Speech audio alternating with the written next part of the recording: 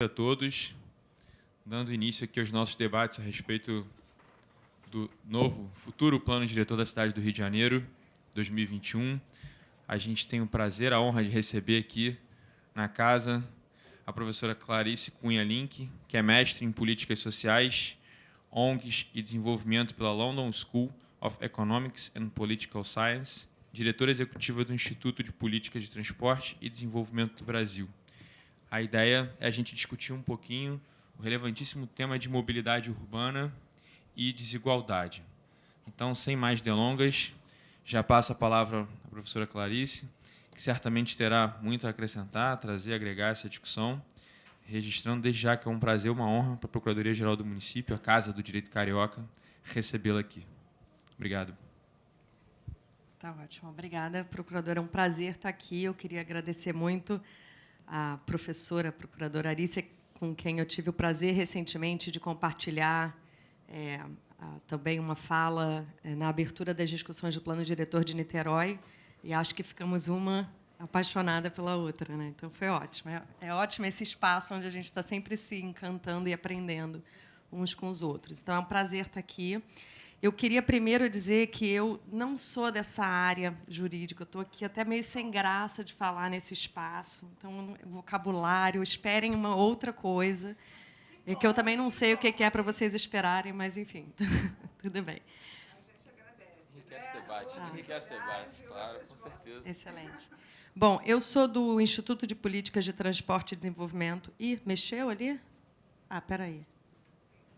É isso mesmo? Não? Ai, desculpa. Perdão, gente. Bom, mas, enquanto isso, eu sou do Instituto de Políticas de Transporte e Desenvolvimento, que é uma ONG internacional. A gente nasceu em 1985, nossa sede fica em Nova York. Eu dirijo o escritório do Brasil. A gente está fazendo 10 anos esse mês no Brasil. E a gente tem escritório em diversos países, Indonésia, China, México, Quênia, Índia, enfim, estamos presentes em muitos lugares e a gente promove sempre a mobilidade urbana sustentável, então, acima de tudo, a integração entre o planejamento de transporte e o planejamento urbano. Então, acho que, por isso, também essa conversa aqui é bastante apropriada. A gente tem uma parceria com a Prefeitura do Rio, a gente vem estabelecendo parcerias com a Prefeitura do Rio desde 2009, em inúmeras áreas e com diferentes secretarias. Então, a gente já realizou trabalhos junto com a Secretaria de Transporte, junto com a Secretaria de Urbanismo, com a antiga Seconserva, Meio Ambiente, enfim, em diversas frentes, né? Na época do Comitê Olímpico, era a Empresa Olímpica. E também temos uma presença bastante relevante, eu diria, no campo da mobilidade, junto com outras organizações da sociedade civil, organizações e movimentos, né, da sociedade civil que tratam da pauta da mobilidade urbana. Então, antes de chegar, de fato, nesse questionamento sobre, né, qual é, enfim, a contribuição, digamos assim, ou os desafios que a gente tem no plano diretor sobre a temática da mobilidade urbana, eu queria fazer aqui um preâmbulo que eu acho que é fundamental sobre os desafios que a gente tem atuais, né? A gente não pode mais falar somente de uma agenda local, né? A gente está aí num mundo onde as questões globais elas estão nos deixando atordoados, né? E é para deixar mesmo, que se tem alguém que não está atordoado, acho que, enfim, não está entendendo o que está acontecendo. Estava até falando aqui mais cedo, falei, nossa, eu realmente estou tendo pesadelos. A gente tem um processo de urbanização que, segundo dados do Banco Mundial, entre 2000 e 2030, a população urbana do mundo dobra, mas triplica o espaço que ocupa. Então, isso, por si só, já traz um desafio de transporte e de mobilidade gigantesco, né? Esse processo ele está sendo principalmente liderado pelos países, cidades africanas e asiáticas.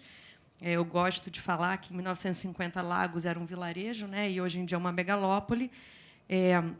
Mas, na América Latina, apesar da gente já ser urbano há mais tempo e ter um processo de urbanização mais consolidado, a gente tem ainda um processo de expansão urbana, expansão da nossa mancha urbana e periferização. Então, né, áreas muito carentes, e aí, com isso, a gente tem um processo de desigualdade territorial imenso, e a mobilidade ela pode ajudar a lidar com esse problema, ou ela pode perpetuar essa desigualdade socioespacial. A gente tem três agendas globais que eu acho que são fundamentais. A principal, e que eu diria que abarca todas elas, é a da emergência climática, né? Acho que a gente nem pode mais falar em mudança climática. A gente precisa falar de emergência climática. O transporte é responsável por 1/4 das emissões de gases de efeito estufa, né? A alteração no clima é inegável e o impacto do transporte é inegável também.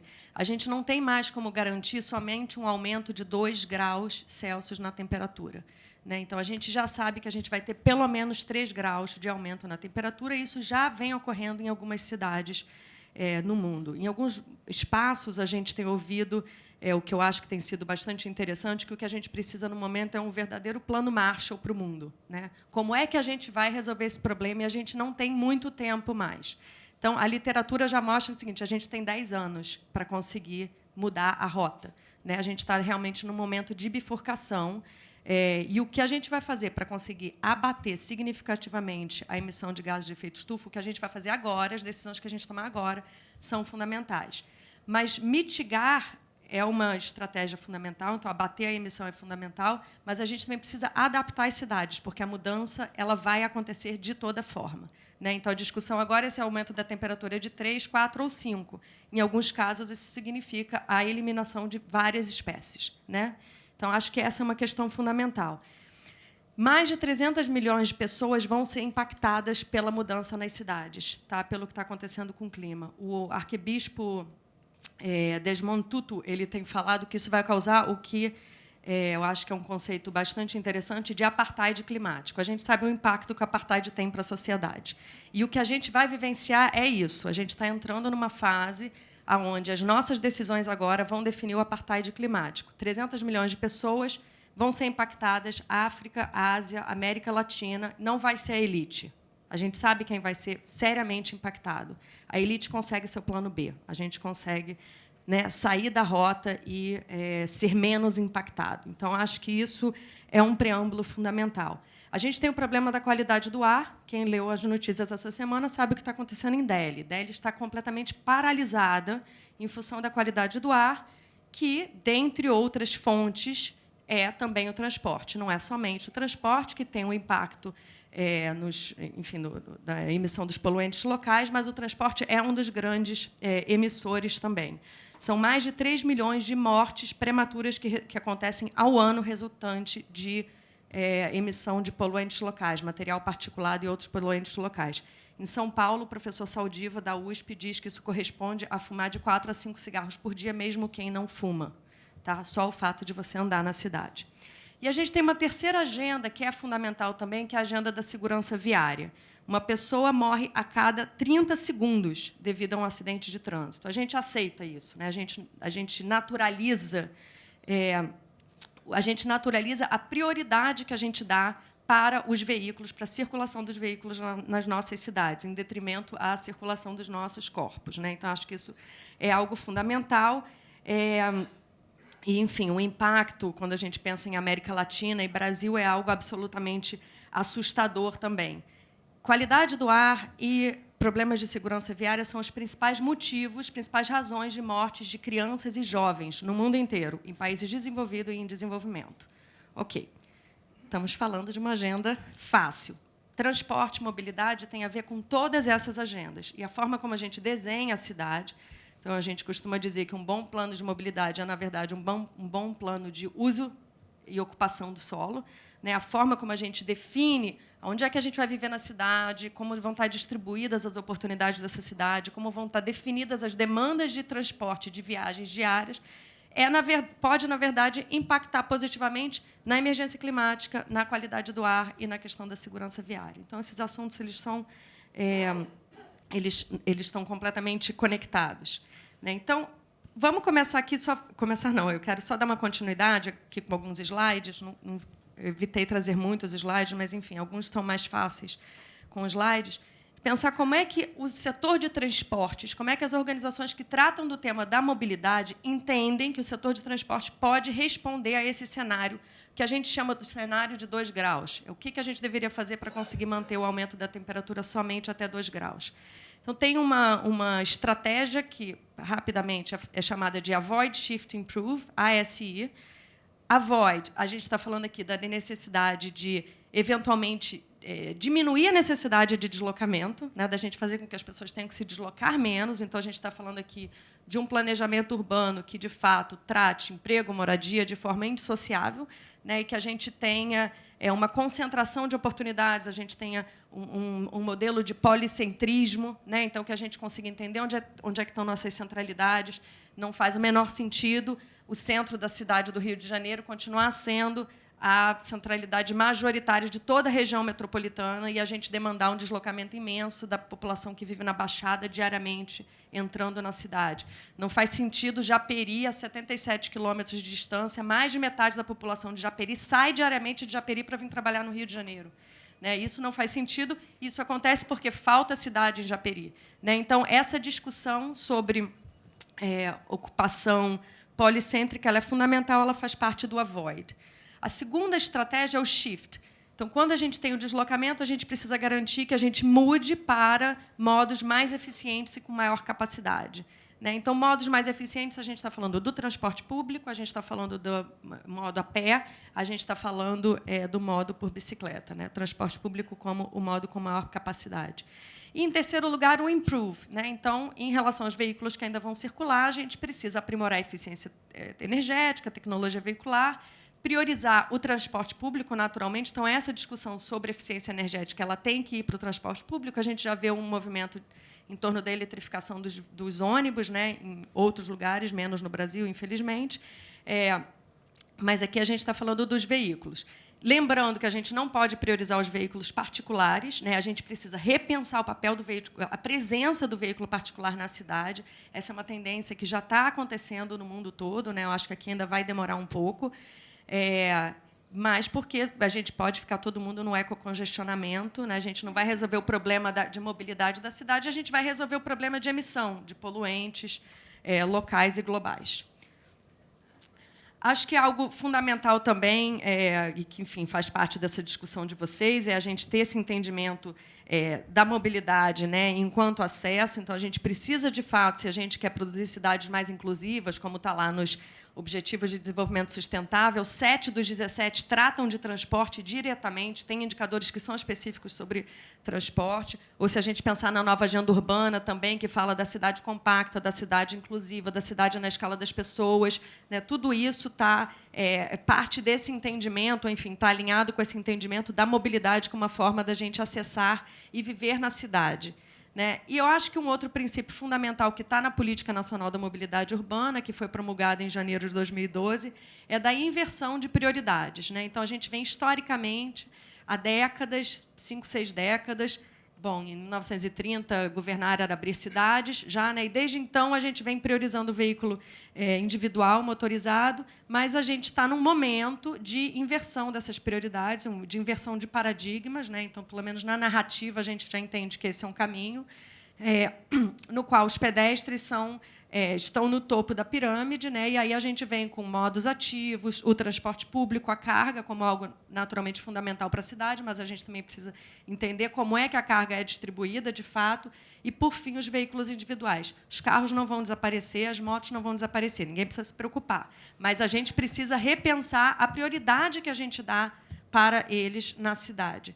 Porque essa é a prioridade que a gente dá. A distribuição que a gente tem de espaço, e a gente, geralmente, atravessa uma rua assim todo dia e a gente não se dá conta do absurdo que é isso, na prática. Né? Então, as cidades são assim, a gente dá muito mais espaço para o deslocamento para menos viagens, na verdade. Né? Então, o que a gente tem é uma ênfase no deslocamento de veículos e não, na verdade, no número de viagens que são feitas. A gente pode ter muito mais viagens feitas se a gente otimizar o espaço e priorizar os veículos, o transporte limpo e os modos ativos e, por exemplo, o transporte coletivo.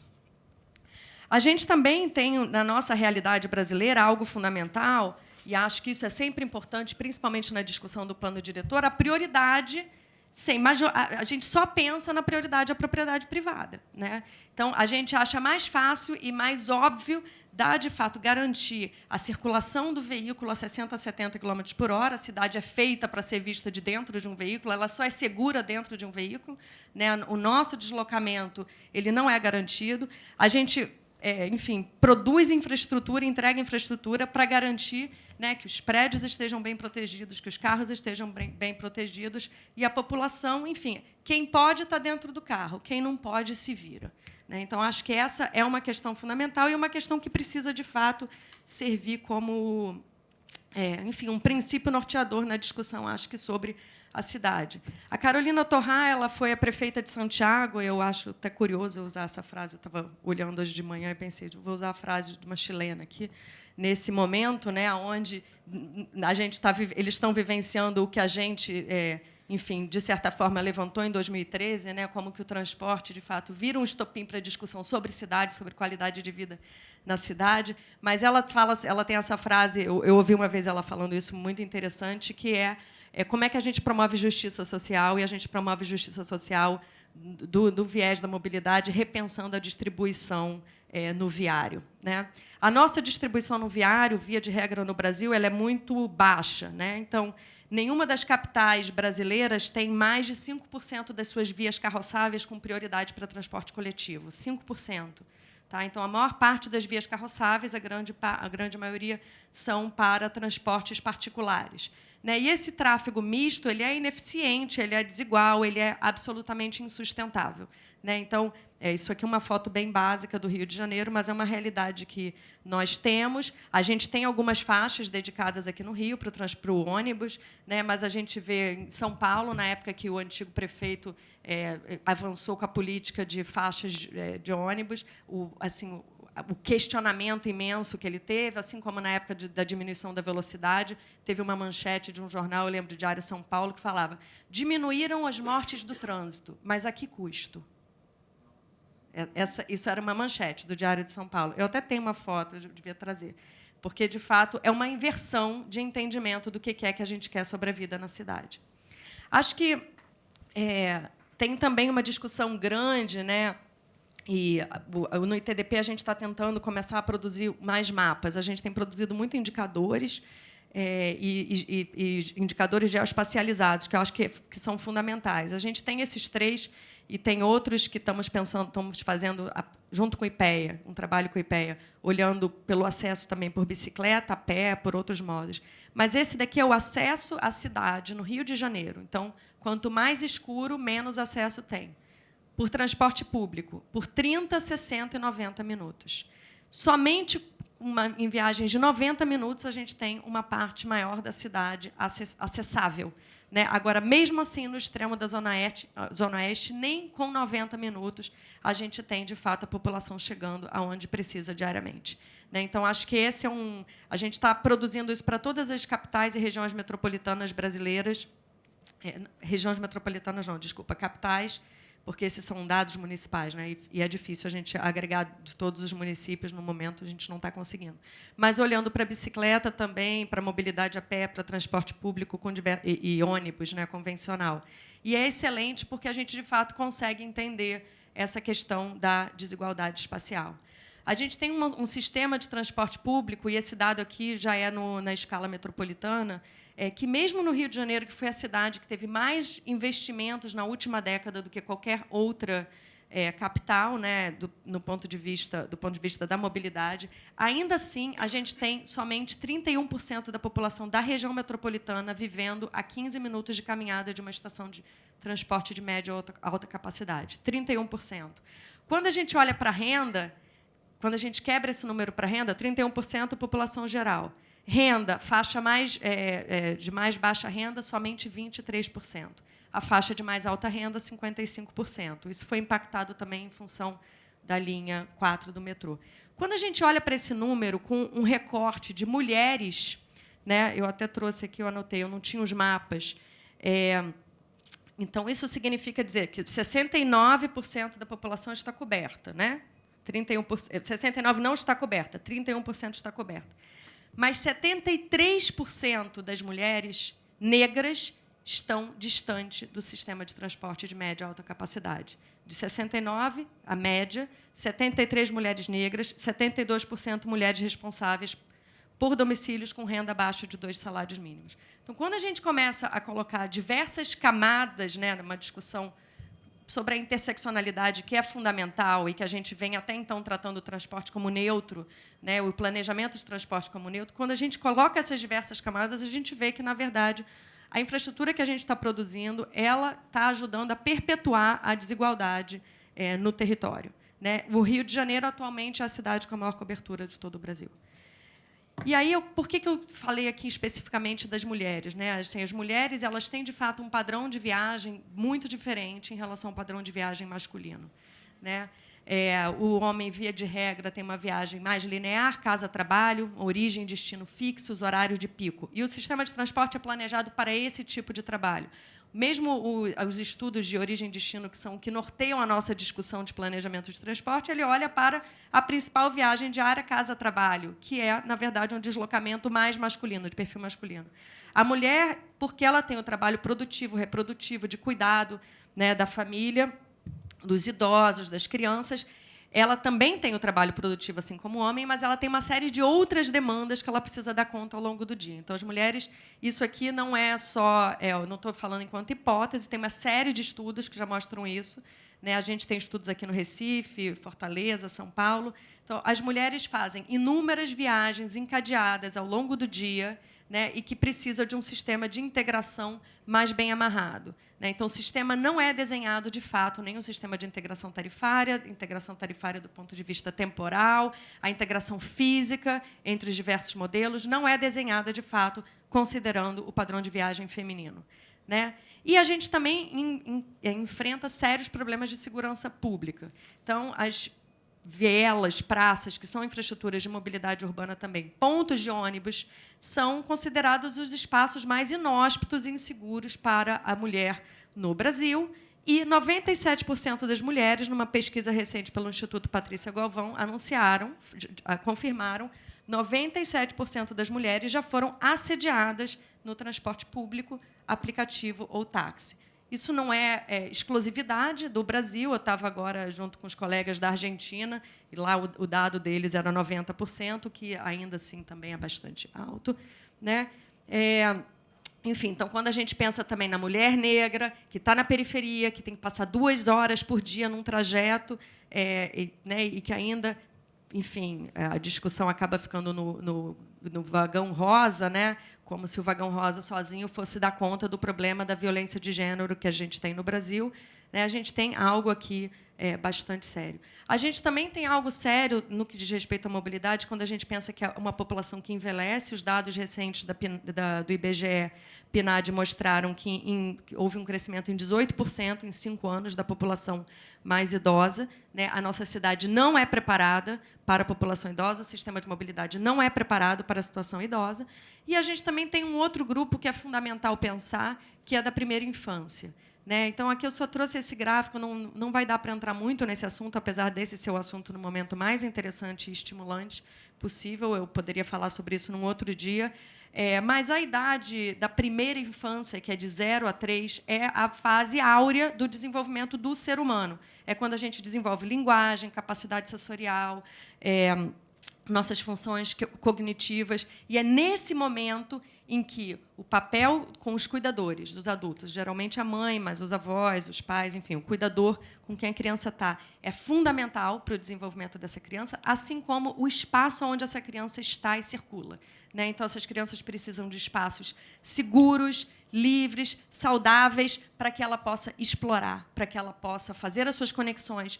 E eu acho que é algo fundamental aqui, falando de plano diretor, né, para que a gente crie um espaço para que os cidadãos, de fato, tenham respeito e empatia pelo outro, pelo desconhecido, pelo espaço público, que não precisa ser um espaço público inóspito. Então, acho que também tem aqui uma questão da dicotomia que a gente tem hoje do espaço público versus o privado. É só no privado que é seguro, e aí as crianças de classe média e média alta vão do playground para o shopping center de carro, né, para a escola, e as crianças de classe mais, de renda mais baixa estão expostas à poluição do ar, a questões de segurança viária, né? Porque, enfim, talvez não tenham necessariamente o espaço privado assim. Então, acho que essa é uma discussão fundamental e várias cidades estão avançando, inclusive algumas cidades brasileiras, nas políticas de como se tornar uma cidade amiga da primeira infância, né? Que não é a idade quando as crianças já vão para a escola sozinhas. Finalizando aqui, a gente precisa de uma abordagem sistêmica quando a gente fala de mobilidade. A gente está falando de como é que a gente aumenta, na verdade, o acesso a transporte de baixo carbono, né? Baixo ou zero carbono. Então, isso aqui a gente está falando de transporte público, de mobilidade a pé, de bicicleta, com pouca emissão. A gente precisa pensar em como avançar o planejamento das nossas cidades para que sejam mais inclusivas, compactas. Plano diretor é um espaço para se discutir isso, e outros planos também, como o de mobilidade, de habitação, Minha Casa Minha Vida, outras políticas. E a gente precisa avançar com o controle de veículos poluentes. Não tenho como entrar isso nesse tema aqui, mas essa é uma das agendas que, mundialmente, está tendo maior tração. Os veículos poluentes vão ser cada vez mais limitados. Nova York está entrando com uma política de pedágio urbano, Londres já tem, Estocolmo, Singapura, Milão. Várias cidades têm áreas de baixo carbono onde você não pode entrar com nenhum veículo que não seja elétrico. Então, também a gente precisa entender como é que essa discussão vai aterrissar aqui. Eu vou fechar, então, com essa frase do Castells, que eu acho que ela é excelente. O espaço público é um dos mais importantes elementos da experiência cidadã. E eu acho que ela poderia ser complementada com uma reflexão da Jane Jacobs, né, jornalista, urbanista dos anos 60, que falava que a rua é um dos principais ativos da cidade. Então, de fato, e eu acho que a questão que o plano diretor precisa responder é que rua que a gente vai ter no Rio de Janeiro daqui a 10, daqui a 20 anos, porque essa rua ela vai ser definida agora, com os investimentos que a gente faz agora. Essa rua vai permitir que a gente tenha, de fato, uma experiência cidadã, ou ela vai fazer com que a gente cada vez tenha menos empatia pelo outro, tenha sociedades cada vez mais fechadas em suas bolhas e mais desiguais, colaborando com o nosso contexto catastrófico de apartheid climático. É isso. Obrigada.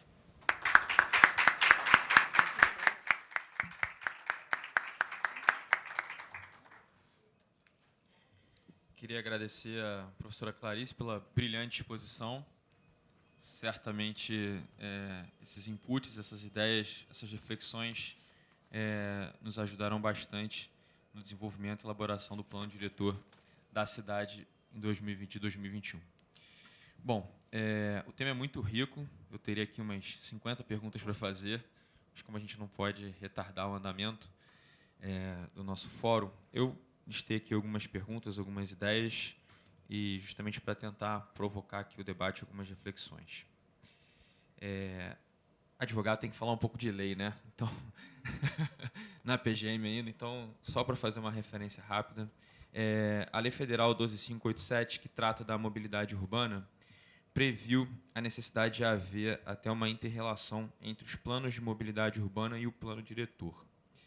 Então, a primeira pergunta que eu queria fazer é como, em que medida, o plano diretor ele pode auxiliar nos problemas de mobilidade urbana, definindo áreas, zonas, por exemplo, de circulação, com restrição à circulação de veículos, que tenham emissão de carbono, enfim, em que medida, qual seria o papel que o plano diretor poderia desempenhar no auxílio do enfrentamento a essas questões, muitas das quais você já até abordou aqui. Eu vou te passando a palavra e a gente vai fazendo um bate-bola, até para a gente poder controlar o tempo.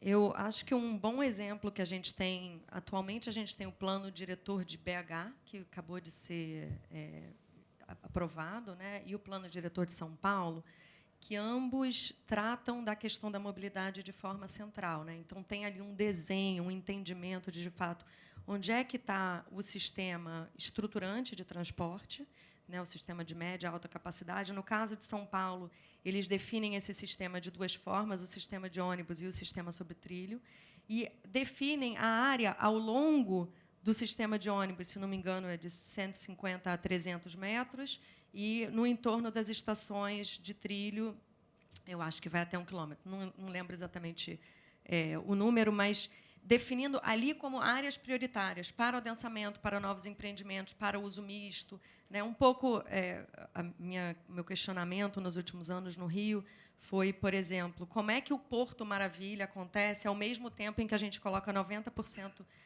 Minha Casa Minha Vida faixa 1 no extremo da Zona Oeste.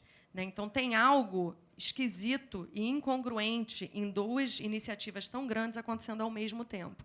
Se a gente tivesse um plano diretor que define, né, que é ali na zona portuária, eu acho até que, de certa forma, estava definido, né, que é a área prioritária. Então, se a gente tiver um plano que consegue ser monitorado e fiscalizado, porque até olhando as macrozonas todas e comparando com o número de licenciamentos, a gente vê que, ainda com tudo que estava definido nas macrozonas, a maior parte dos licenciamentos estava na AP4 e AP5.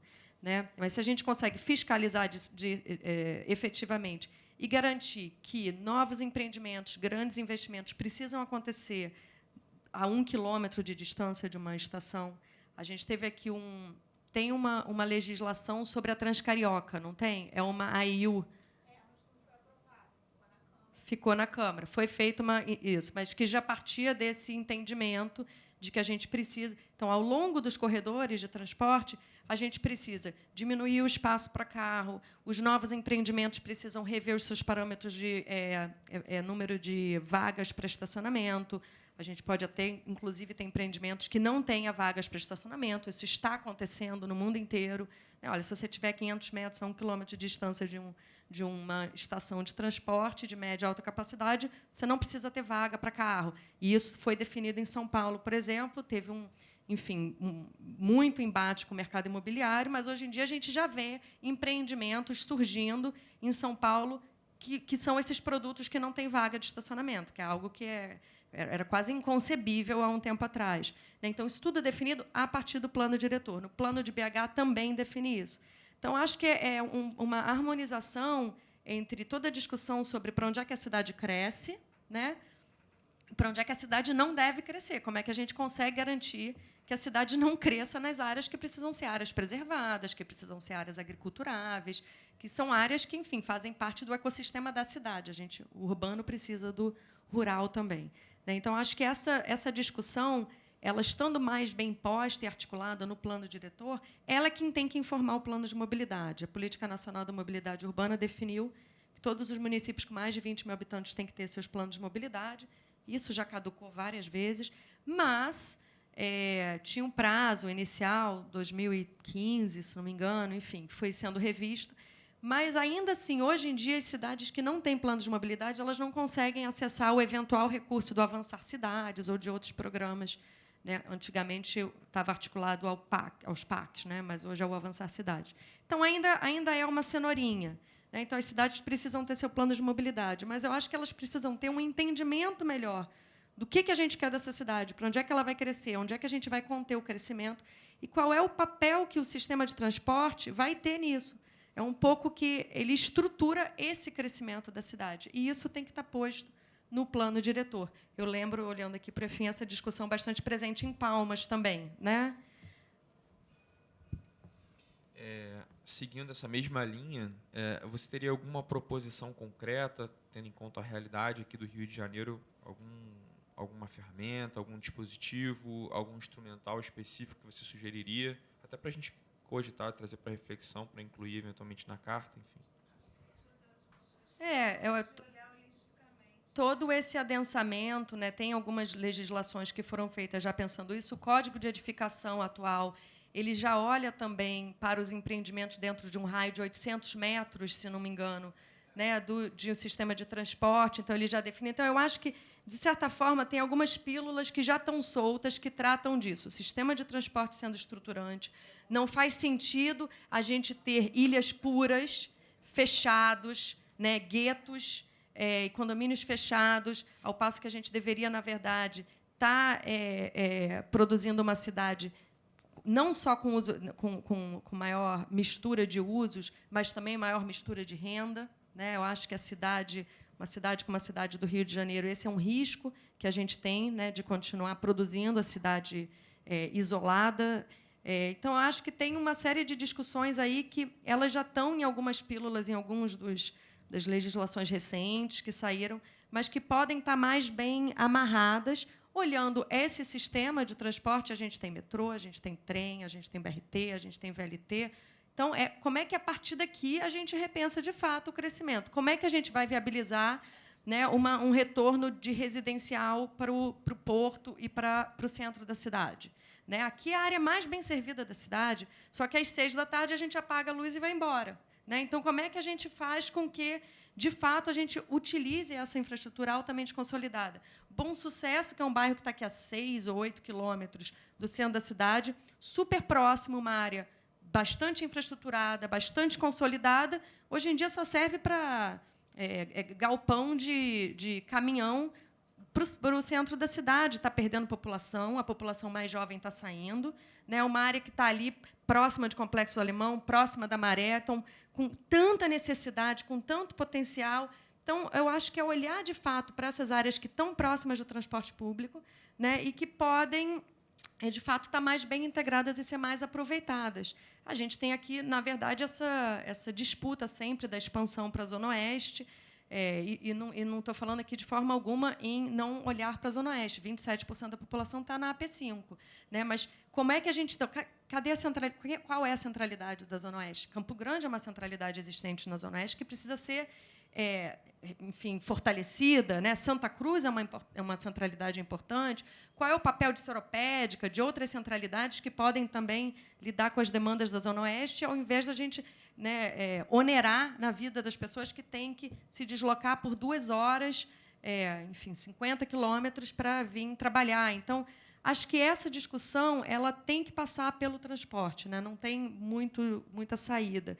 E é pensando no transporte, de fato, como um estruturante para se rediscutir a distribuição dos equipamentos e serviços e residencial na cidade. Moradia. Ótimo. Uma última pergunta.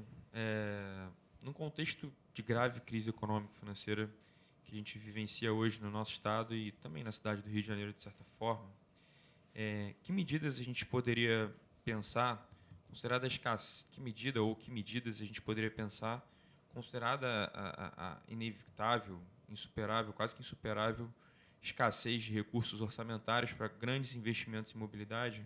Como é que a gente poderia, num cenário de escassez de recursos financeiros, melhorar a nossa mobilidade urbana? Essa, na verdade, é a grande pergunta que a gente tem, né, no momento, porque a gente está falando aqui que precisa investir no transporte público, precisa garantir que o transporte público seja acessível, tem uma tarifa, de fato, razoável.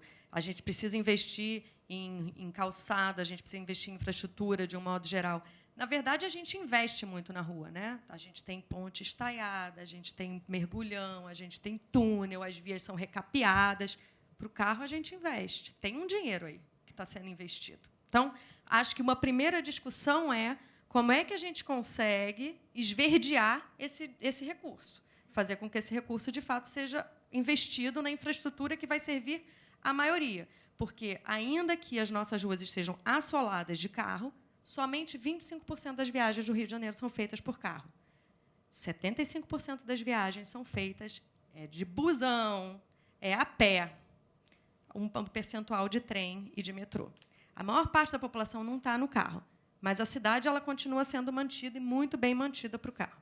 Então, tem um recurso e eu acho que a gente precisa rever esse recurso. Agora, tem uma discussão sobre como é também que a circulação dos carros pode viabilizar, com um subsídio cruzado, o transporte sustentável, de transporte sustentável. Então, uma discussão que está lá na Frente Nacional dos Prefeitos é da municipalização da CID, que é o Imposto sobre Combustível. Então, essa é uma discussão grande. Eu lembro que, na época da administração do Fernando Haddad, em São Paulo, foram feitos alguns estudos que apontavam que, com a municipalização da CID em São Paulo, eles teriam um recurso que conseguiriam viabilizar baixar a tarifa de ônibus, por exemplo. Então, tinha algo ali. Tem algo nessa discussão que é importante, que geralmente é parte das agendas da Frente Nacional dos Prefeitos. Tem uma discussão também sobre circulação e estacionamento do carro. Quer dizer, então, CID, naturalmente, é sobre circulação, mas, por exemplo, Milão tem agora dois anéis de pedágio urbano, Londres também, Nova York, como eu falei antes, e é um recurso. Então, essa receita que vem do pedágio urbano já é uma receita que financia parte da infraestrutura. E eu digo parte porque eu acho que, no momento, a gente tem um ponto de interrogação sobre que volume de recurso é esse. Inclusive, é algo que a gente quer explorar um pouco mais e entender um pouco mais. Né? Qual é o volume desse recurso, mas é um recurso que, enfim, pode contribuir. Uma outra discussão é sobre política de estacionamento, né? Então, a gente tem um valor baixíssimo de estacionamento em vias públicas, né? Você paga o quê? R$ 2 por hora. É um valor insignificante, né? É um valor simbólico. Tipo assim, é uma esmolinha que a gente faz para a privatização do espaço. A gente deixa o nosso carro ali de manhã e busca o carro. Eu não digo a gente, eu não dirijo, mas, enfim. O carro ele é utilizado menos de 10% do tempo. A maior parte do tempo ele está estacionado em algum lugar, pagando muito pouco, pagando um valor simbólico, né? Quando paga, tem áreas da cidade que a gente sabe que nem isso. Então, tem uma discussão grande sobre o recurso de estacionamento em vias públicas. Várias cidades estão implantando isso também, com maior afinco. Algumas cidades, Fortaleza tem agora uma legislação que 100% do recurso da receita, eles nem aumentaram tanto o valor da vaga, mas 100% da receita é atrelado, vai para o investimento na política cicloviária, então vai para o investimento em ciclovias, em infraestrutura de bicicleta compartilhada, tudo isso. Então, tem como você fazer carimbar esse recurso, né? Eu lembro que quando teve a outorga do Itaú sobre a bicicleta compartilhada, por 2 contratos já, a gente briga com a prefeitura e fala: por que esse valor da outorga não está indo para a infraestrutura cicloviária?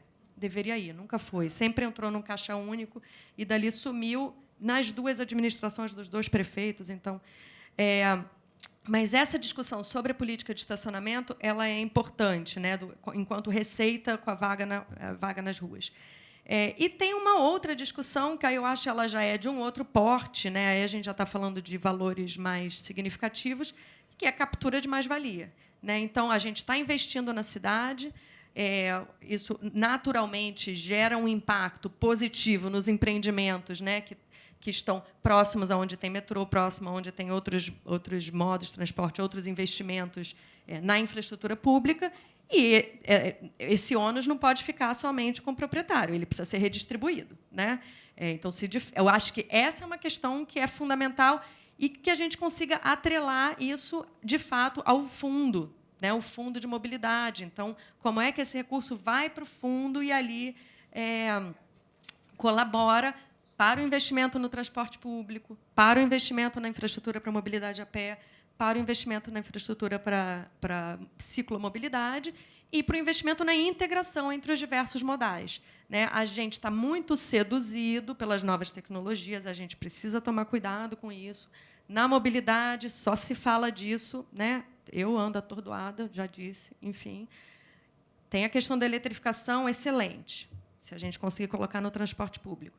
Tem a questão dos aplicativos. Os aplicativos eles podem contribuir e eles também podem enfatizar o problema, né? A pessoa que mora numa favela, no Rio de Janeiro, na Maré, que pede o Uber, vai começar a ser mal pontuada pelo Uber, né? O Waze já manda o seu carro para a via interna do bairro, onde devia ter criança brincando, jogando bola, né? Então, a gente tem aí um processo também problemático, né, de falta de parâmetro do que a gente quer dos sistemas tecnológicos, né? Mas eu acho que, de certa forma, se a gente conseguir organizar direitinho, a gente consegue viabilizar o transporte sustentável, a gente consegue fazer com que o carro, enquanto estiver circulando, né, seja uma fonte de receita, e acho que a captura de mais-valia no longo prazo, porque se a gente quiser menos carro circulando, mesmo a política de estacionamento e pedágio urbano, no longo prazo, sumiriam, né? Seria o nosso maior desejo, e CID também.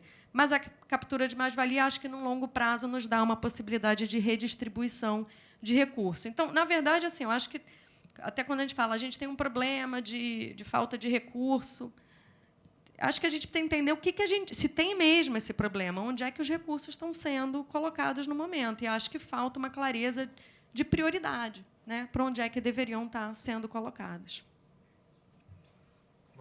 Nossa presidente quer fazer alguma pergunta, alguma coisa? Bom, então, agradeço aqui mais uma vez a presença e as intervenções da professora Clarice. Realmente é um tema que a gente poderia ficar discutindo aqui a tarde toda. Muito rico. Enfim, Poderia mesmo. Várias questões para a gente abordar. Mas acho que o pouco tempo que a gente teve aqui foi bastante profícuo, bastante proveitoso. Foram várias. Pois é. Então, acho que isso enriquece bastante, enfim, até para a gente poder trocar aqui internamente na administração, enfim, levar para os gestores. Bom, temos um integrante ali que gostaria de fazer uma intervenção. Obrigada.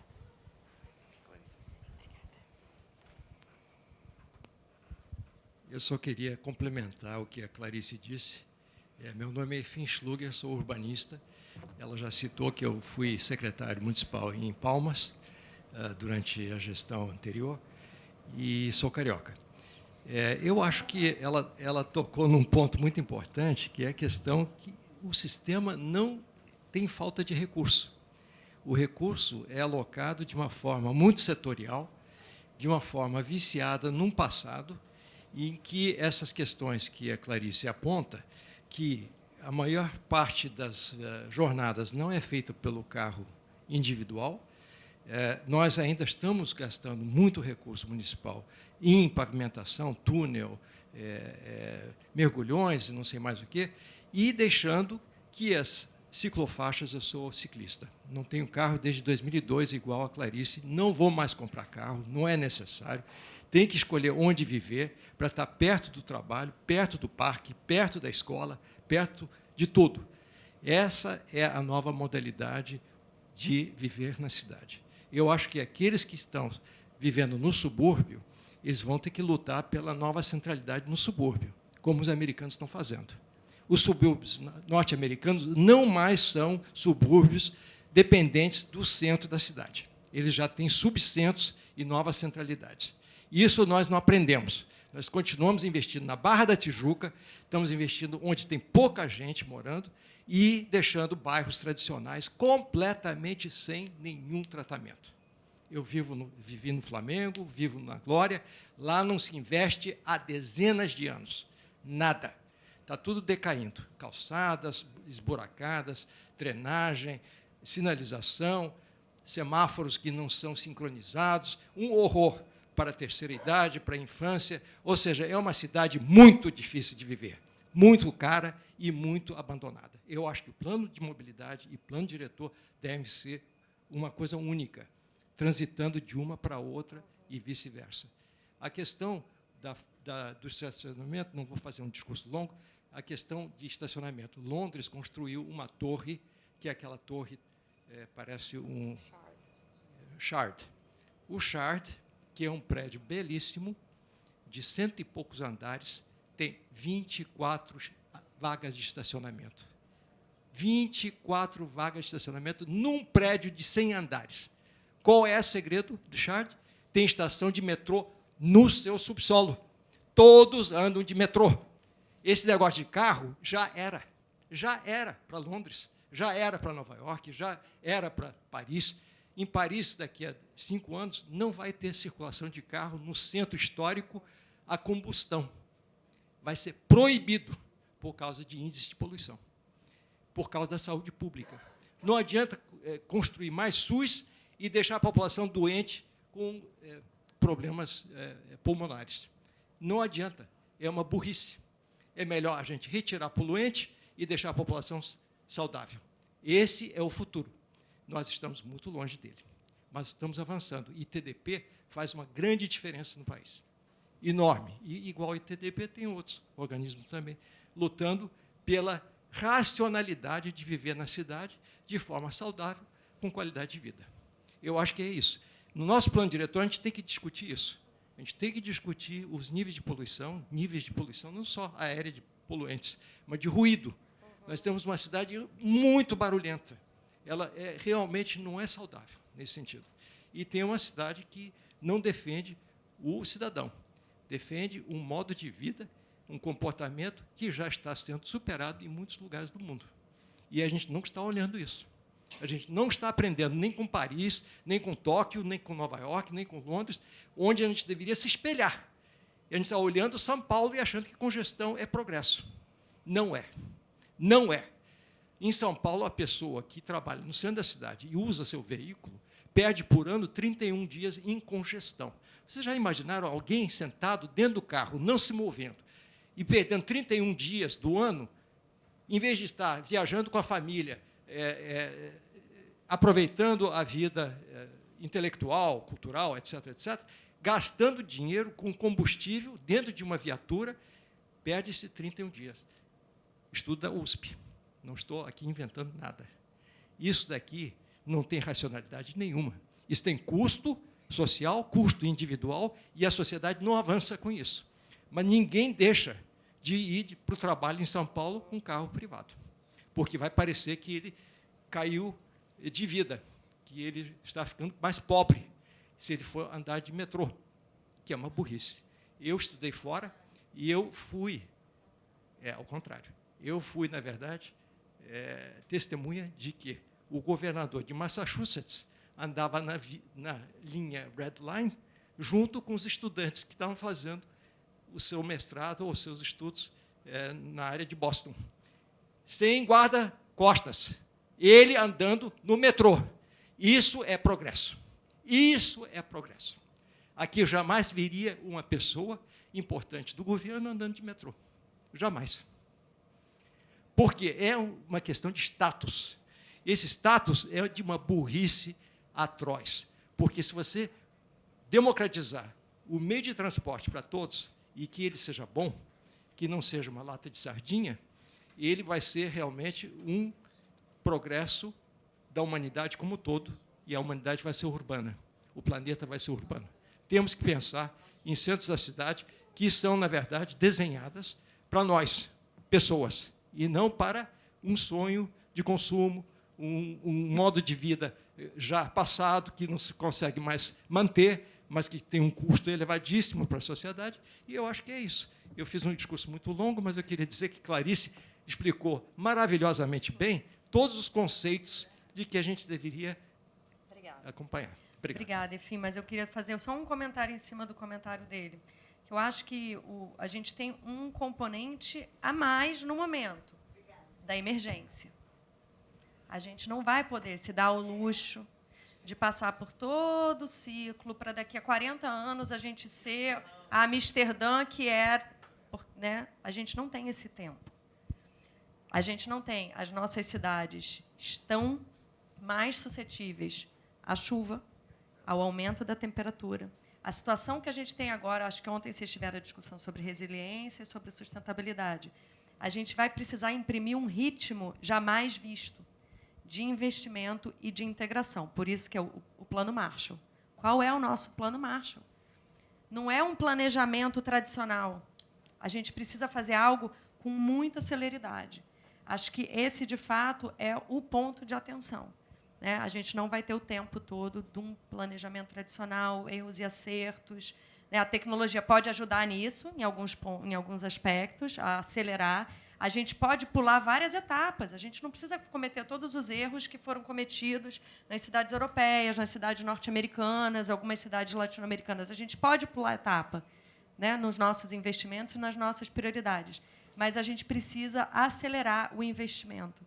Acho que isso é fundamental, porque, assim como outras cidades da América Latina, Ásia e África, nós seremos as primeiras a serem radicalmente impactadas. Já estamos sendo, pelo que está vindo por aí. Se alguém ainda acha que não está vindo nada por aí, se alguém ainda nega a mudança climática, isso me preocupa. É isso, gente. Obrigada. Tá?